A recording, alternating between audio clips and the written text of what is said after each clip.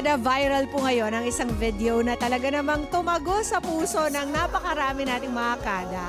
Isang honor student na matapos po ang kanyang graduation, hindi po sa bahay dumiretso, kundi sa isang bus terminal sa Cubao. Kung ano ang kanilang kwento, panoorin po natin.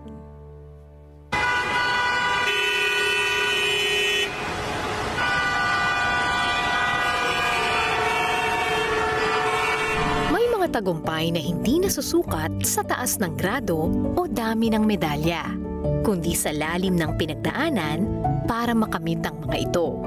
Isang kwento ang ngayon ay nagbibigay inspirasyon sa marami.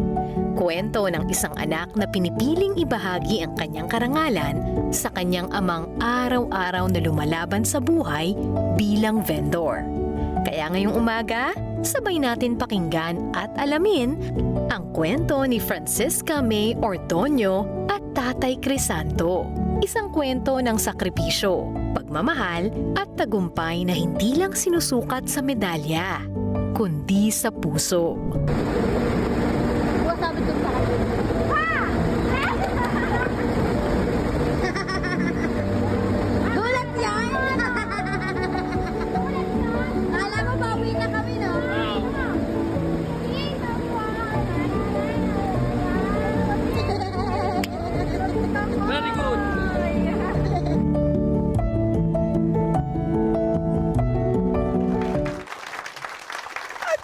Natin ngayong umaga, si Francesca Ordonio at si Tatay Crisanto Ordonio. Good morning po, Kadas. Good morning po. Thank you Andito po. po kami. Si Kuya Chris na ayaw umabsent para umattend ng graduation. Umabsent para sa atin ngayon umaga. Kuya Chris, salamat. Kung saan ako, sinabihan ako ng gano'n na may interview po kasi kami. Oh, marami pong salamat. Ngayon na pinapanood mo yung video, parang naiiyak ka pa rin. Yes, ma'am. Tatay Chris, So, bakit ako naman po po? kasi nakaka-proud yung ginawa sa akin ng anak ko. Hindi ko akalain na sususahin ako sa trabaho ko na bilang vendor po. Oh, Doon ako na parang sa puso ko na ginawa niya na lahat ng pagod ko, best ko, binigay ko sa kanya, binayaran ng suklihan niya ng kabedalan. Yan ang pag-aaral niya, pinagsikapan niya, hindi niya binaliwala yung pinagpapaguran ko. tama, Kuya Chris. Ang ano ko lang sa kanila na, anak, magbutahin nyo ba habang kaya ko pang maghanap buhay. Yung mga ganyang linya, nakakaiyak talaga yun, Kuya Chris. Ano, wala po kayong kamalay-malay na natanggap siya ng medalya nung araw na yun? Ay, wala po. Wala na po. Kasi parang feeling ko lang maghahanap buhay ako. Okay lang. Kasi sabi ko, para pag-uwi ko, may kakainin kami mag-ama, mag-iina, mga anak ko. Gusto ko masaya sila pagdating ko. Oo. Andyan na yung lulutuan ko sila ng ulam para pag dating na dahil graduation, para yung pag-akit niya sa stage, mando na yung makakain na ako ng mga pagkain nila. Alam ko po, Kuya Chris, na medyo ilang taon na, mga 20 taon na po kayo nagbebenta ng 25 years po. 25 years. Diyan po sa same bus terminal na yan. Apo, sa terminal po ng Baliw sa May Cubao. Sa Cubao. Apo. At ano po yung mga working hours nyo doon? Alam ko, 2 pa yung trabaho nyo. Hindi na Nagbebenta kayo ng mani, tapos meron pa kayong ibang trabaho. Nagtutubero din po kayo, electrician. Minsan po, pag tinatawag po ako ng makapitbahay, may pagagawa, marunong po rin ako. Kasi wala akong araw na hindi pinapaano. Gusto ko mayroon akong income. Lagi kang nandun. Yes, ma'am. Walang absent. Wala po. Anong mga araw para masubaybayan kayo ng mga kada natin, pakyawin yung mani nyo? Hindi, ang araw ko po ngayon kasi ngayon, hati-hati po kami, alternate po. Kasi gawa nung wala nang ganong pasero. Hindi katulad po nung araw ng kalakasan. Ang bus po, di ba, nasa EDSA. Tama. Ngayon, nasa P2P na, nasa ano na. Oh. Kaya ang mga tao ngayon doon, walang pasero, kaya naghati-hati kami. Kung kikita man ako, kikita rin kasama ko, gusto ko. Kasi may pamilya rin po siyang minubuhay. So parang may shifting. Shifting po. Ang araw ko po Lunes, Martes, tapos Biyernes, Sabado po ang tinda ko doon. Eh yung araw po ng graduation ni Francesca, that was a Tuesday. Tuesday po. So talagang ayaw nyo ma-miss kasi 4 na araw lang ang binibigay sa inyo para magbenta. Sayang po kasi ang araw na yun eh. Oh. Anong oras kayo nagsisimula ng trabaho? 4:30 po ng umaga. Wow. Tapos natatapos ng? 5 po ng hapon. Wow!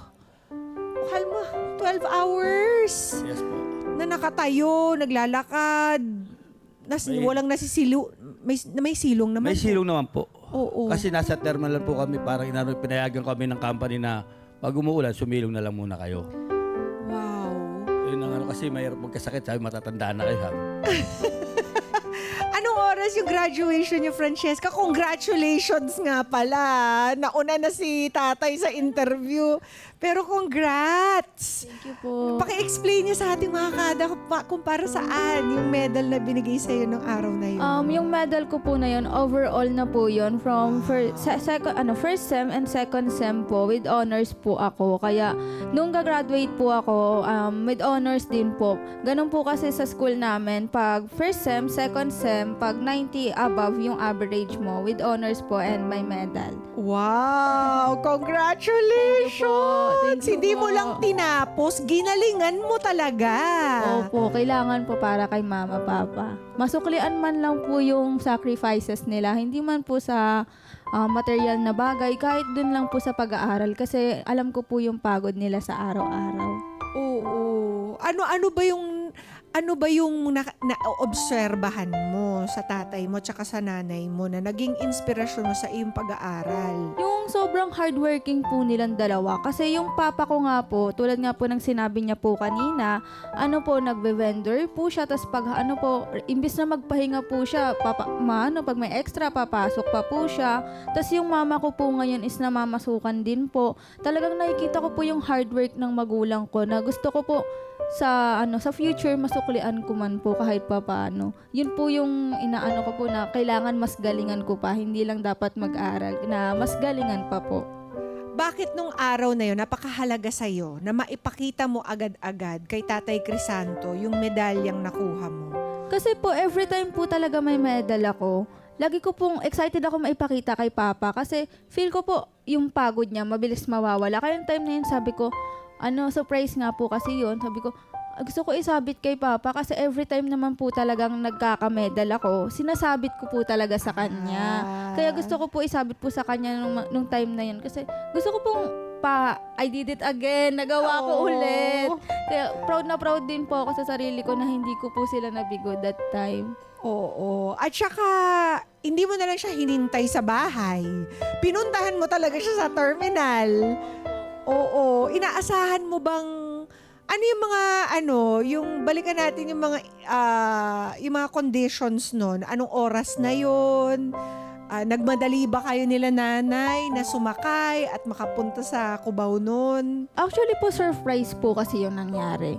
Bale, unexpected po na pupunta kami. Yung ate ko po, tsaka yung asawa niya po na si Kuya Lloyd, si Ate Kat, nag-decide po na puntahan po namin si Papa kasi nga po, yung Ate Carla ko po, nagbigay po ng pangkain sa amin.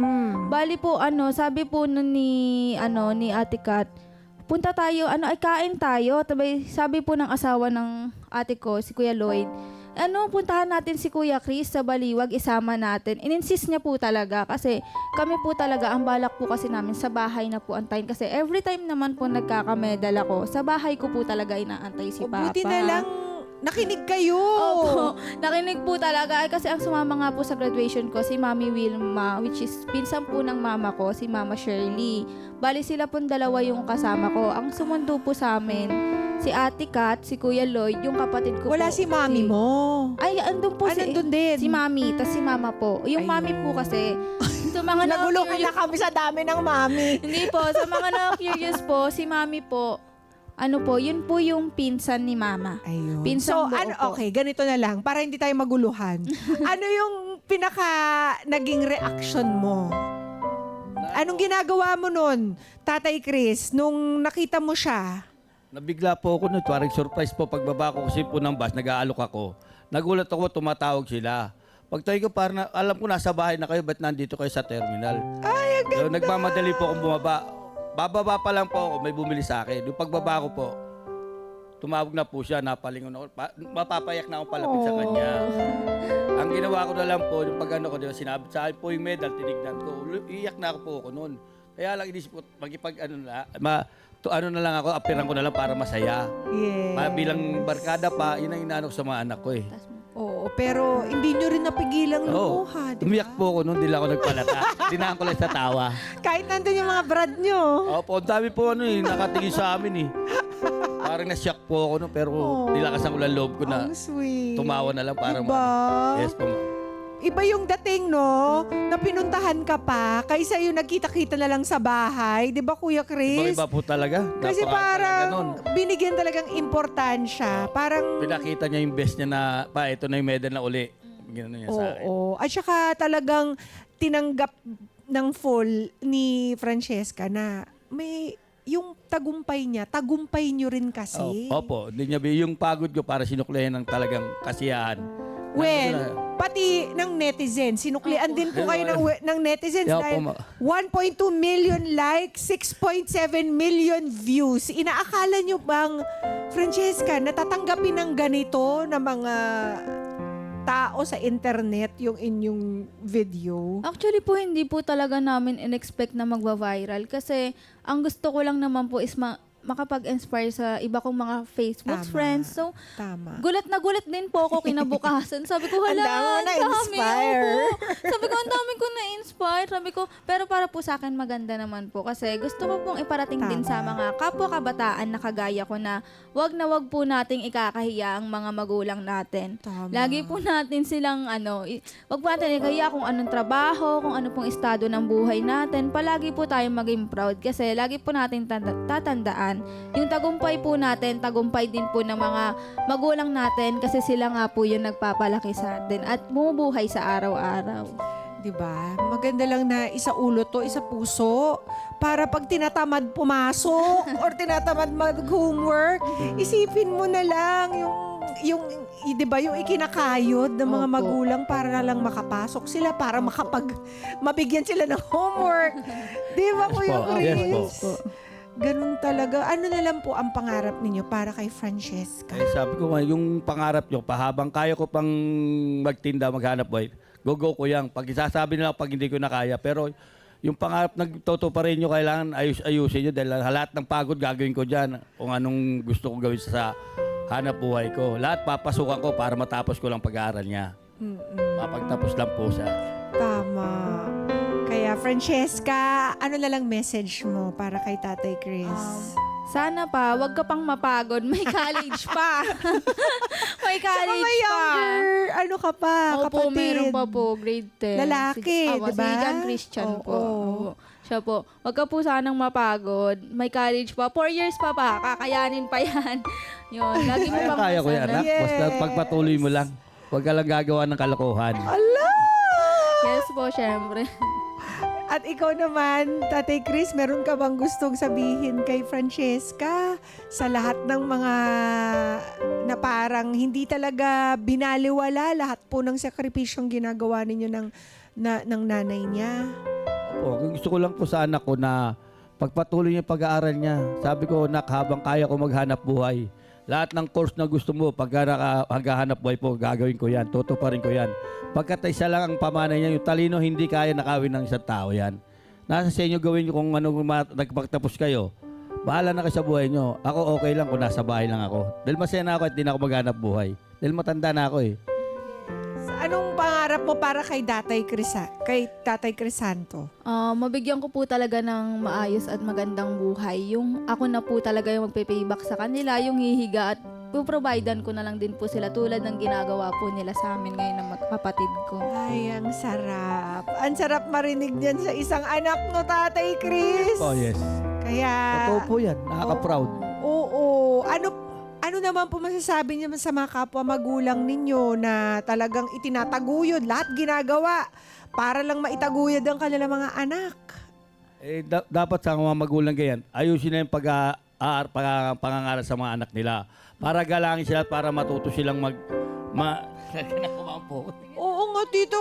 Oo nga, Tatay Chris po. Ano ba yung secret formula? Sipag lang po. Sipag Kasi- at saka yung tiwala sa anak. Di ba? Motivation lang po. Yung mga ibang magulang hindi pinapakinggan ng mga anak nila, nagbubulakbol. Ano bang pinapakain nyo dito kay Francesca? Maihain din sa mga anak ko. Ang kasi kung ang anak natin ginagalang mo, ginagalang ka rin niya. Kung hindi mo sila ginagalang, hindi ka rin niya po gagalangin eh. Dahil sa kulang sa pagdisiplina ginagawa nila eh. Kung sila nananakit ng anak, huwag nilang gagawin sa ano. Kasi habang lumalaki ang anak niyan, tumatatak sa puso nila ginagawa nila sa kanya. Gagawin din sa'yo. Ay sa akin, di ko kahit isang beses, di ko sila nasaktan. Hindi po talaga. Hindi po kami napagbubuhatan ng kamay ni Papa. Pag galit po kasi siya, aalis po yan, magpapalamig. Oo. Sa labas, ganyan po makikipagkwentuhan sa mga kapitbahay namin. Ganon po ginagawa niya. Kahit isang beses, di niya po talaga kami napagbuhatan ng kamay ng kapatid ko. Napakabuti niyo talaga, Tatay Chris. Opo naman. Kasi ayokong gawin sa anak ko yan. Dahil anak ko yan, pag nasaktan ko yan, iiyak din ako eh. Oo. Di ba, magtatago ka, napapaluha ka pag nasaktan mo, sabay mo Totoo ginawa. yun. Kaya Minsan nga po. tayo pa'y naiiyak, sila hindi. Oo. Opo, tatawanan ka pa pag Kaya Tatay Chris, ang aming pasasalamat sa pagpunta nyo dito. Sabi ko nga po, hindi kayo nag-absent dati, pero ngayon, nag-absent kayo para sa amin. Maraming salamat at I'm Thank you sure napakadami po naman kasing mai-inspire dito sa kwento ninyo. Mas maraming mga magulang ang talagang mapapawi ang pagod. po, dun, wala yung Diba? pagod ko eh. Pag sabi sa akin ng medal, ginano ko pa eh. Ginano ko, totoo. Ay, okay nga talaga ang anak ko ah. Napakatalino, nag-proud ka agad ako eh. Lahat nga ng mga tropa ko sa mga baliwag, pinagka-congrats ako. Asa na yung medal mo? Sabi sa akin. Yes, sarap. Sabi ko po, nakalaminate. Very good. God bless you po, Tatay Chris. Francesca, Thank you po. congratulations Opo, thank you ulit. po. Baka gusto mo naman i-shoutout si Mami, ang inyong mga different mommies. Siyempre po, shoutout sa Family Ordonio at Family De Castro, tsaka sa Family Bernabe po. Shoutout po sa inyong lahat. Yan, maraming salamat.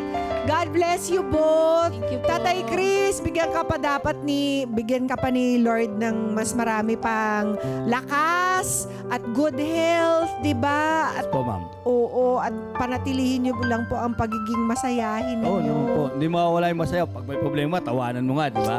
Kaya ako, palangiti ako. Alam nila sa terminal na, uy, palangiti ito, maski may problema, walang iniisip. Maraming salamat. Thank you po. Thank you po. Thank you po. Para sa inspirasyon Opo. na binigay niyo ngayong umaga. At mga Thank you kada, po. ito po ang kwento talaga ni Francesca at ni Tatay Chris ay isang paalala na ang tagumpay hindi lang para sa sarili. Lalo na sa ating mga Filipino families, 'di ba? Ito talaga ay bunga ng puyat, pagod, sakripisyo at pagmamahal ng napakadami pang ibang tao, lalong-lalo na ang ating mga magulang na handang gawin ang lahat. At ang mensahe ng kanilang kwento ay para sa bawat anak na nagsusumikap at sa bawat magulang na tahimik na lumalaban araw-araw. Dahil ang tagumpay na may pagmamahal ang pinakamatamis na panalo. Let's get together. Sunday 25. Sunday 25.